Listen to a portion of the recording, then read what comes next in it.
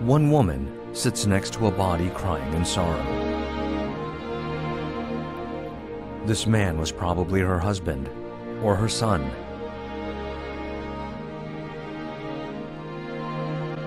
She begins to wail when the body was covered. The people of Sheila left even their moment of sadness in clay figurines. The joy, anger, sorrow, and pleasure of life that the people of Sheila felt are all invested in clay figures.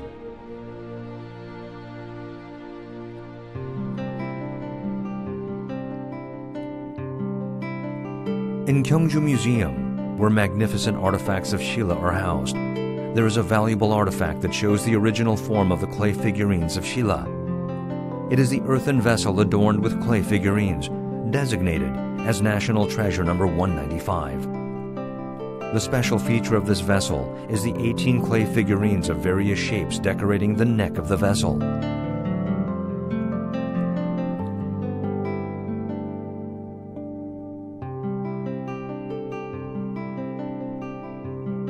In the middle, there is a clay figurine that especially catches the eye. It is a figurine of a couple making love. The people of Sheila decorated the vessel with explicit figurines. Why did they make the figurines so explicit? Sex was not something shameful or private to the people of Sheila. It was a natural part of their daily life that they enjoyed fully.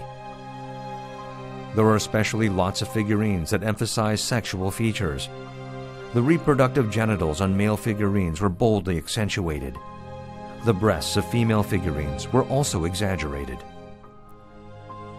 What's more unique is that the size of female figures was larger than that of male figures.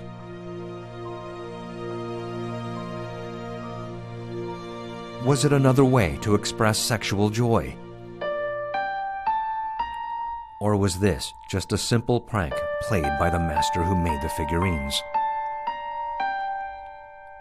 Most of the clay figures were excavated from ancient tombs of Sheila that were built in the 5th or 6th century. At the time, Sheila was strengthening its sovereign power and growing into a strong centralized state. Also, Sheila was built upon an agricultural foundation. Securing the manpower to work the field was an important foundation upon which productivity could be improved and national power enhanced. In a situation like this, childbirth was the best way to secure manpower. Fecundity was an important virtue and a responsibility for the preservation of the people and expansion of power. It was a more serious matter for Sheila, which was growing into a kingdom.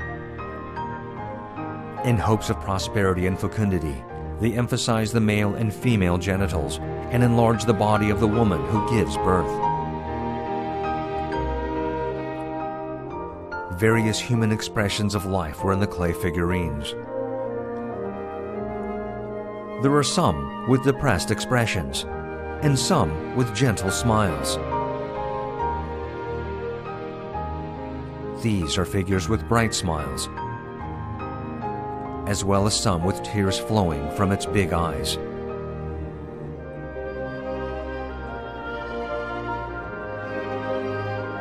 There is a man in a boat.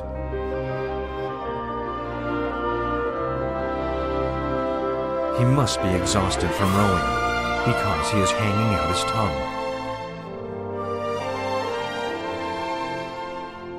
The figures that are watching him also have humorous expressions. Sometimes, moments that we can't laugh off happen. This man, who has his hands bound, seems to be a prisoner. The tear streaks below the eyes. Maybe an expression of his regret at having lost his freedom. Or he could be belatedly regretting his wrongdoings. All these delicate and complicated feelings are expressed on the figurine. This woman, with her head bowed, is watching a man. It must have been her husband or her son.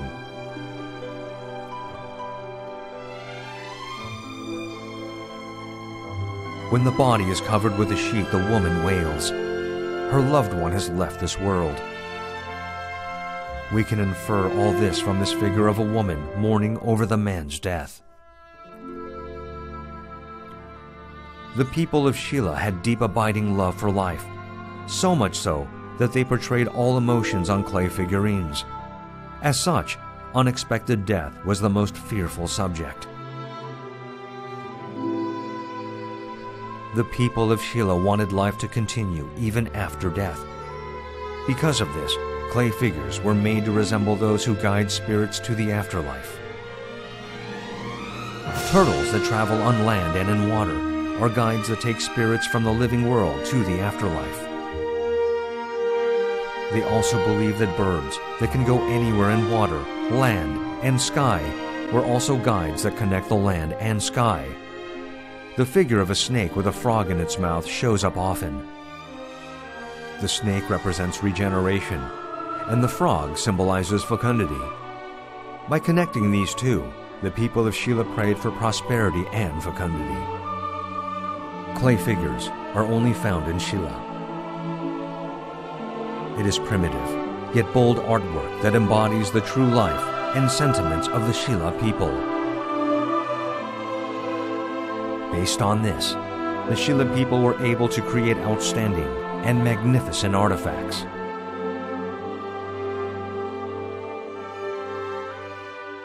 They were passionate about life. Their different outlook on eternity is projected in the figurines. It is a mirror that vividly reflects the lives of the Shila people who lived 1,500 years ago.